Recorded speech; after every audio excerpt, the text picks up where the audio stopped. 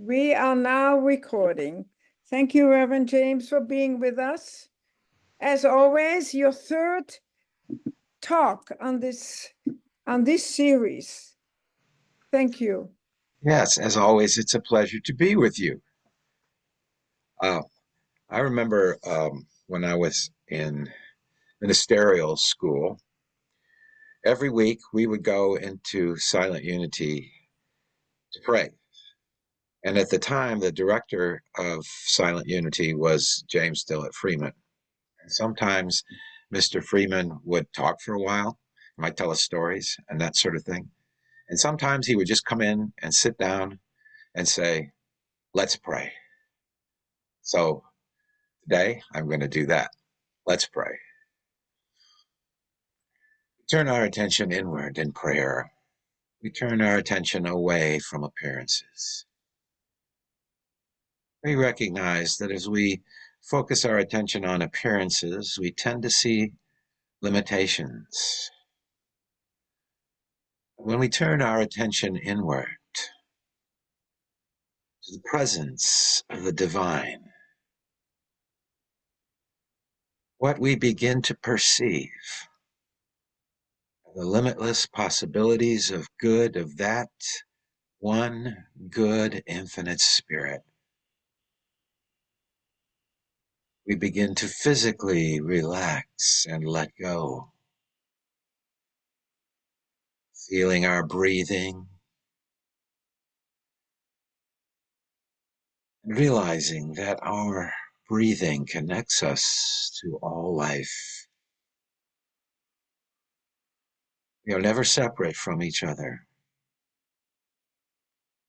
We are united by our breath of the atmosphere, by the support and the energy of the earth beneath our feet. We are united by the light and warmth of one sun. We are united by the vast, incomprehensibly vast expanse of space-time. We live, move, and have our being in the infinite one. And this infinite one is all good and only good.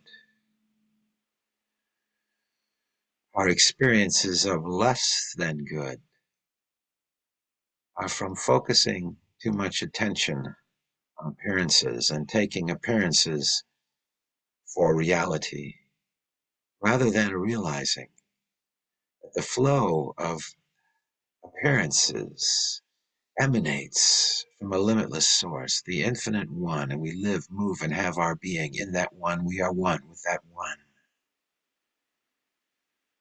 That one limitless mind, limitless possibilities for good.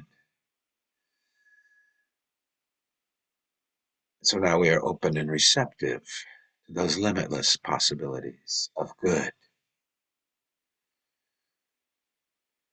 We are open and receptive to the good of divine wisdom.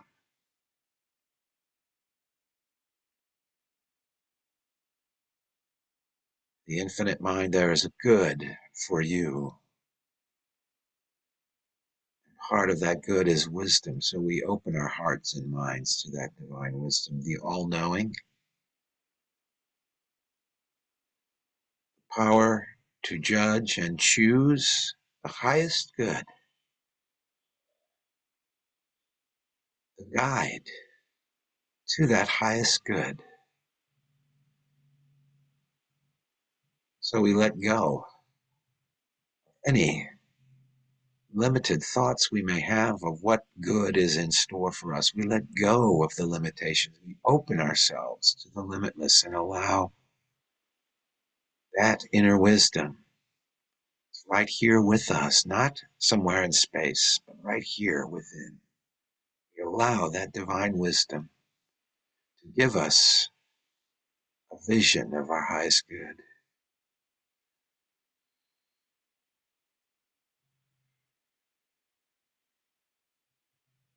in that good, we behold radiant health, wholeness, and harmony. And we feel that radiant health, wholeness, and harmony. We feel it in our bodies, in every part of our bodies. We feel it as an energy. We may see it as a light that fills us and surrounds us. We feel the energy and strength and harmony of divine life, the limitless good of divine life.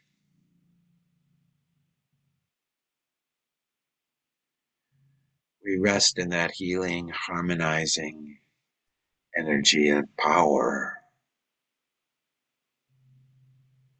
Let it do its perfect work in the body.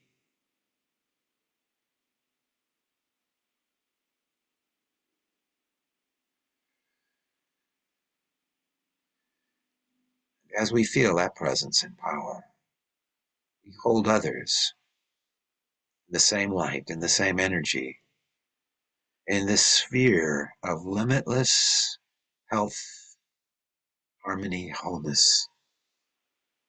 We see our loved ones filled with and radiating the light of divine health. We are knowing that presence is there, unfolding in them now, expressing through them now.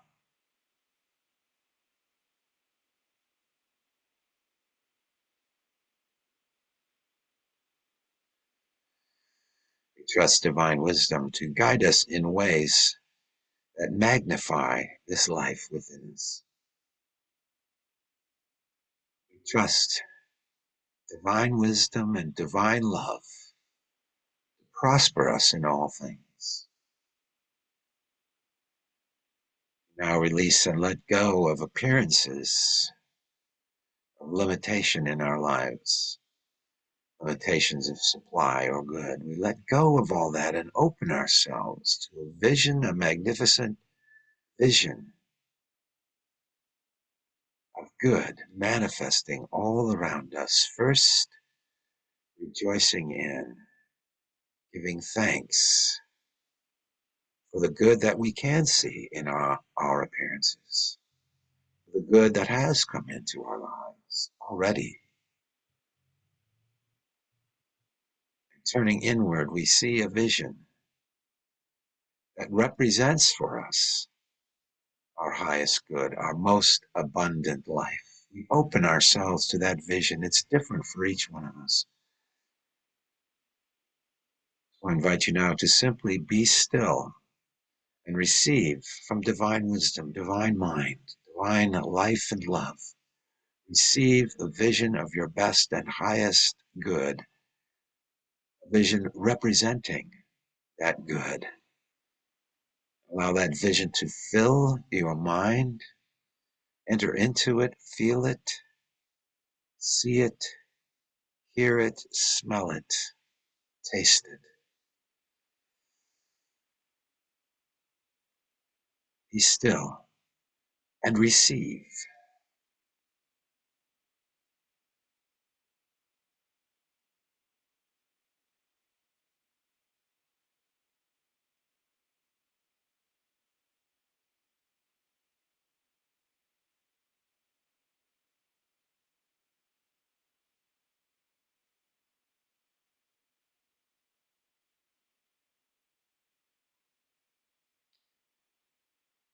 As you feel and receive this vision, as you enter into it, as it enters into you, know that it is now unfolding right now. This good is unfolding in your life and continues to flow, continuous flow, the limitless good into your experience. Know that as you hold others in that consciousness, you support them in experiencing their highest good.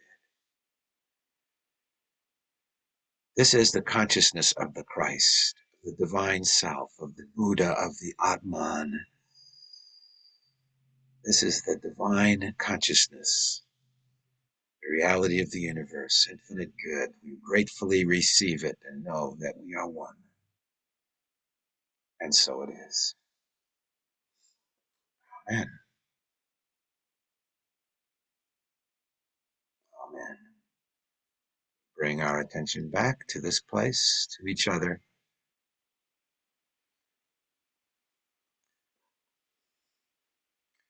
How your thoughts affect your prosperity. Can your thoughts really produce or attract prosperity? The best way to find out is to test the theory for yourself. The earliest New Thought writers focused on using the mind for healing, beginning in the 1850s. The prosperity application of the New Thought theory of mind was first developed in the mid-1880s by a man named Prentice Mulford. Now, Prentice Mulford was pretty well known in his time, but is not so much well known these days. Even so, his writings laid the groundwork for later prosperity teachings.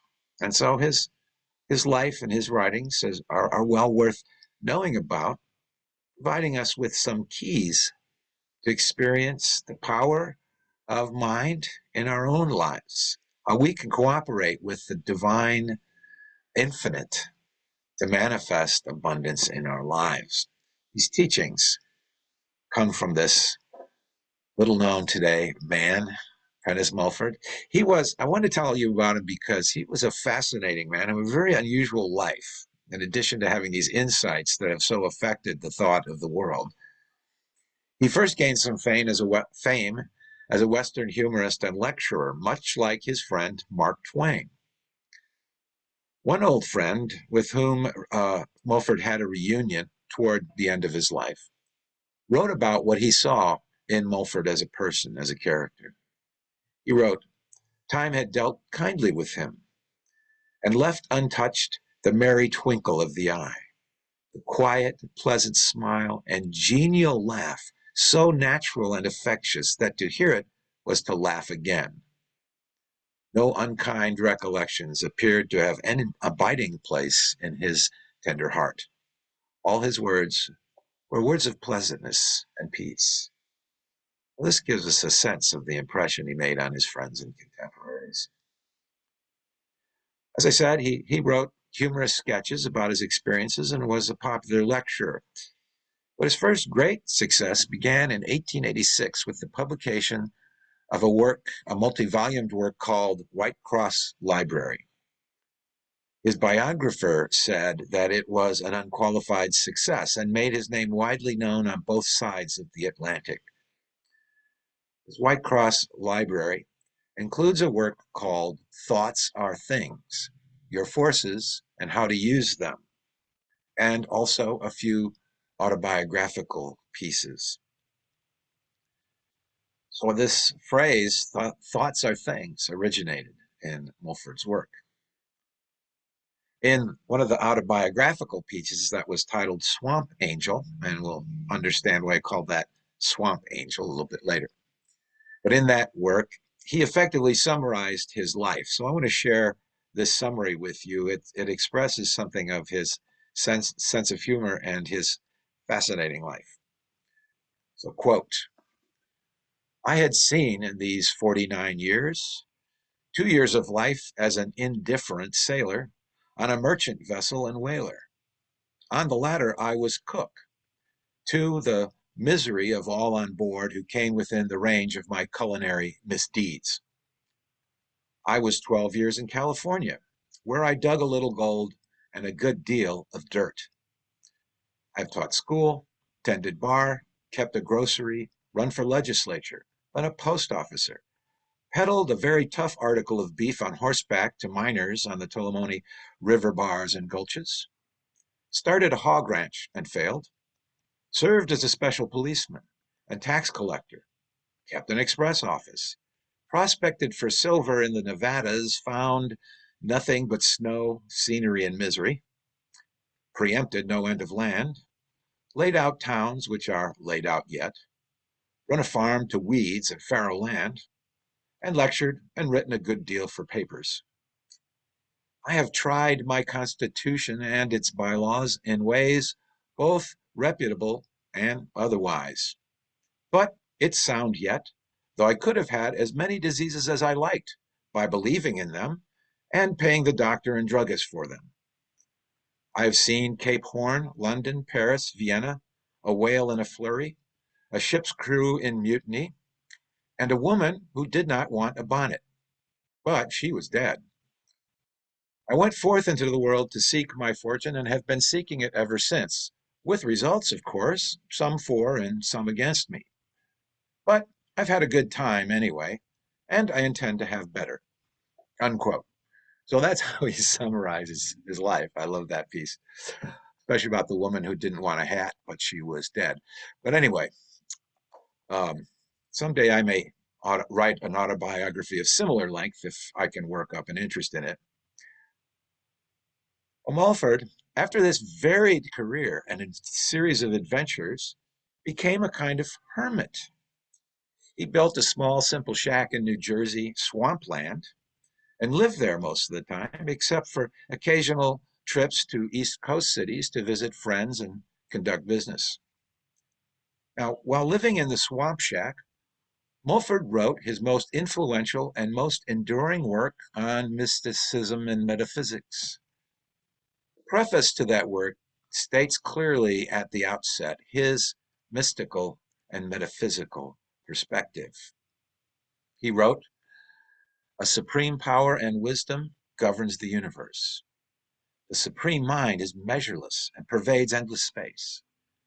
The supreme wisdom, power, and intelligence is in everything that exists, from the atom to the planet. The supreme power and wisdom is more than in everything. The supreme mind is everything. If you are one with God, or with the infinite, and never to be comprehended power which governs the endless universe, you are then in the line of the highest spiritual power. You cannot then be a pauper in any sense, no more than God is a pauper. And this infinite power, when diligently sought, gives good gifts to those who seek." So here, Prentice Mulford contended against the common belief that it's more spiritual to be poor than wealthy. It's a commonly held belief in his time and still today is to a great extent. So later New Thought writers have offered similar justifications for a prosperous spirituality. Now, one other note before I get into those prosperity teachings that's kind of interesting is that Mulford believed, like the Fillmores, he believed in reincarnation and regeneration. So he wrote, "Reincarnated we have all been many times. Regeneration is a step beyond reincarnation. Regeneration means the perpetuation of an ever refining spiritual body without that total separation of spirit and body called death. A spiritualizing and refining power has ever been and ever will be working on this planet. It is ever changing humanity gradually from a material to a more spiritual being. It is carrying humanity through many physical existences from one degree of perfection to another. This is practically a summation of what Charles Fillmore and Myrtle Fillmore wrote about when they talked about regeneration. And he wrote this several years before they even began Unity and began to write about reincarnation and regeneration. And Mulford wrote this a half century before Teilhard de Chardin proposed that humanity is evolving toward spiritual consciousness, toward an omega point, as he put it. So Mulford was kind of ahead of his time in terms of how he was, at least ahead of what came out later, in terms of how he thought about life and the process of life and the idea of everlasting life and what that might mean. However, today I want to focus on four key concepts in Mulford's book that are directly related to success and prosperity. I'm not going to share everything that he has to say about that. I'm just going to focus on four key points. These concepts have been repeated in most later New Thought and self-help types of books. The concepts are related to what Mulford called the law of attraction. He's really the first one to talk about this law of attraction. So I'm going to share with you these points so that you can test them for yourself if you have not already tested them, or you can continue to test them and think of this as a reminder of these principles. So the first one is remain receptive. Remain receptive to divine guidance, to new creative ideas, and new knowledge. Wolford wrote that all successful business is based on a continual inflowing of new idea, plan, device, scheme. It's a kind of sentence that Eric Butterworth could have written. He goes on to say that if you desire or demand wisdom to know what you will do, what will do you the most lasting good, you will, by the same law, bring to you the capacity to see what is really best for you. So it's important to remain receptive to divine wisdom to guide us and receptive to new ideas. So the first point, remain receptive. The second point, seek. Seek God and seek that wisdom, that you may be ethical in all things. Mulford wrote, "It is not wrong to own and enjoy the best things of this earth. It is a necessity and a benefit that all your finer tastes should have what they demand. But there are just and unjust methods of getting the goods of the earth." And of course, he contended that the just methods are the ones that lead to truly good results, and that the unjust methods are ultimately harmful, not only to others, but also to those who use them. So I promoted this idea of seeking God, seeking wisdom, seeking guidance, so that we might be ethical in all things as we attain our prosperity. So the second point is seeking. The third key is to vividly visualize yourself as successfully achieving your goals, to magnetize your mind and attract your good. So I talked a great deal about this in the first talk in this series about the power of yourself concept, vividly visualizing. He goes on to say, and this is where he's talking about this idea of the law of attraction. He goes on to say, your prevailing mood or frame of mind has more to do than anything with your success or failure in any undertaking. Prevailing mood or mind. He said, your mind is that amount of thought substance which has come together during countless ages, and after using many physical bodies. There again is his reincarnation idea. We've accumulated this thought substance. This is exactly what Charles Fillmore taught too. He goes on to say the mind is a magnet. It has the power, first, of attracting thought, and next, of sending that thought out again. He wrote, what kind of thought you most charge that magnet with, your mind, the kind of thought you most charge that magnet with, or set it open to receive, it will attract most of that kind to you.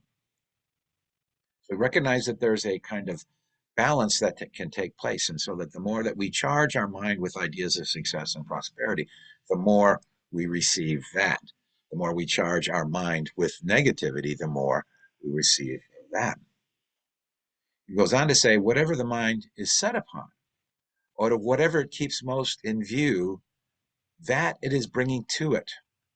And the continual thought or imagining must at last take form and shape in the world of seen and tangible things. So we must vividly, he says, visualize, imagine the good that we seek. I'm going to divert from this for a moment to point out the importance of the power of imagination in receiving guidance, in receiving visions, right, when in deep meditation. I want to share just briefly a little story that came back to me as I was preparing this talk. When I was, after I had graduated from college, I was trying to decide what to do with my life, and I couldn't figure out which path I wanted to take. And that's about when I got into Unity and I learned how to meditate. And so I thought I'll try this, meditation for guidance thing that Unity talks about. So I just started, practicing what I knew, being open to guidance. And one time while I was meditating, I received this feeling that what I was to do was to go into unity ministry. When I got that impression, I must say I thought I must be doing something wrong while I was meditating. But anyway, the impression was attended by a very vivid image of myself speaking to a large congregation in a great hall. And that was sort of the visual piece of it, right? And I'd kind of forgotten about not the experience, but about that vision. And I realized as I was preparing this talk that um, that hall that I saw myself speaking in was basically uh, Avery Fisher Hall, Lincoln Center, New York City, where I ended up speaking on a number of occasions. So it's kind of interesting. I realized, oh, that image had been sitting in my subconscious all this time. I'd kind of let go of it. And then there was a kind of manifestation of it. So I thought it was a sort of interesting experience of receiving an image and seeing it fulfilled. So I think that's important too, is to remain not only to image what we think we want, but to be open to what the infinite spirit, the highest good that spirit has for us. So here, Mulford, in this discussion of visualization, is talking about the law of attraction, as we call it. Okay, and the law of attraction it works very much like physical magnetism. Physical magnetism is not a one-way force; it's a two-way mutual attraction. It's not the case that one magnet attracts the other, but rather each attracts and is attracted to the other. There's a mutual attraction. It's not one thing attracting another, but an attraction between things. And so it is with the mental law of attraction. Magnetizing your mind, as uh, Mulford called it, magnetizing your mind does two things. First, it makes you more mindful of opportunities and blessings. It attracts you toward your prosperity, right? So it makes you more mindful. You become more aware of opportunities and blessings. That's the first thing. But again, it's a two-way thing. It also attracts to you, this law of attraction attracts to you the people and opportunities needed to achieve your goals. Now, the theory of this is the theory that there's one mind, that the thoughts or vibes that we hold and send out connect with complementary thoughts or vibes of others. And so draws us together. Even as we are attracted, something is attracted to us. Right? So Mulford very much believed in this unified mind that contains this law of attraction. As we are attracted towards something, that something is also attracted toward us. We can't necessarily explain it, but who can really explain physical magnetism other than that's how it works? So this idea of one mind is very much a part of that idea of the law of attraction, sympathetic or complementary vibes or thoughts. So vividly visualize. Number three. Number four, persistently push to apply your abilities and promote your work. That's the word that Mulford used, push, right?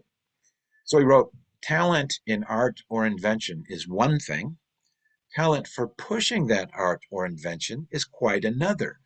You must, to be successful, have both. The world pays best those who push.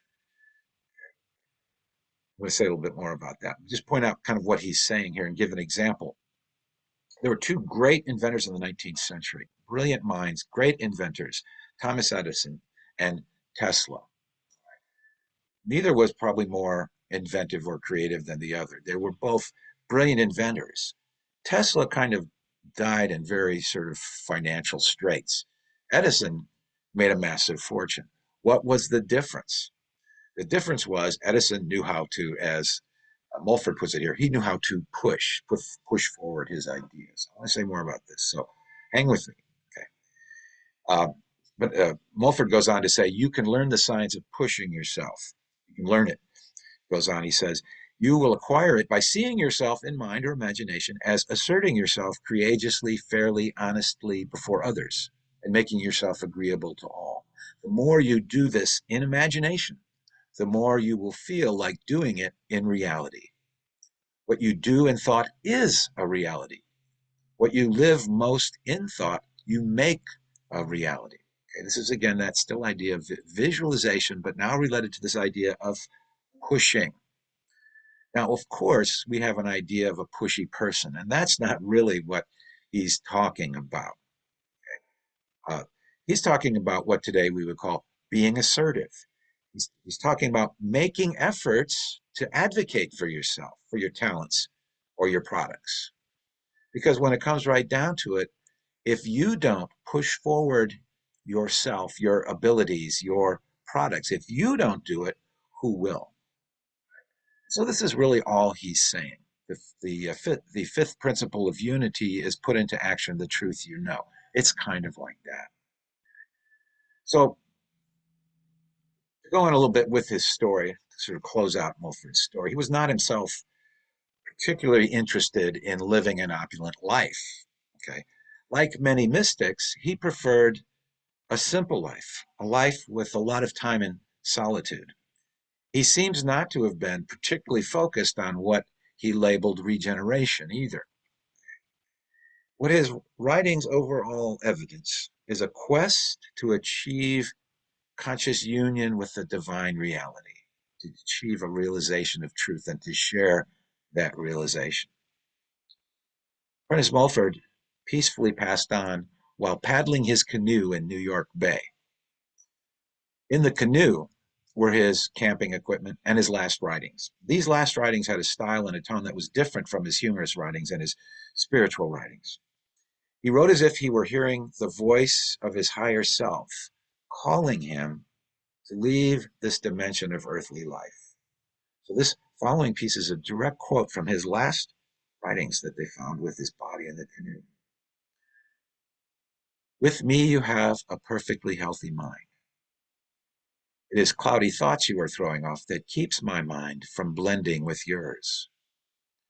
Always know that I blend with you when you are happy. The material does not like this change. It must go. It is trying to keep its old place and makes a desperate struggle. Darling, I am here, close by your side, to sustain and cheer you. Get into my mind. Remember, the chief end of the boat is to help you get into an element of thought. It is not going so far with the boat. It is going into that new element. The realization of this will come to you much faster here than when in the world. The material part does not like to get out of the world. These were his last written words, as far as we know. It was as if he was being guided to let go, that he'd completed his work, he completed these writings, so he could enter into this mystical divine union. Well, whatever the case, Mulford's writings on the law of success, your forces and how to use them, produced most of the keys for New Thought teachers, for later self-help writers, and even for the Christian preaching on the prosperity gospel, as they call it. Mulford's keys to success and prosperity can really be summarized in 4 points that spell the acronym RSVP, as you know, which means Respondez s'il vous plaît. Respond, if you please. Okay. So again, I summarize RSVP. R, remain receptive, receptivity to the divine source, to new ideas and knowledge. Remain receptive. That's R. S, seek. Seek spirit, seek wisdom. Remember the words of Jesus. Seek first the kingdom and righteousness, and all these things will be added to you. A great prosperity teaching. Seek spirit and wisdom. S. V. Vividly visualize yourself successfully achieving your goals.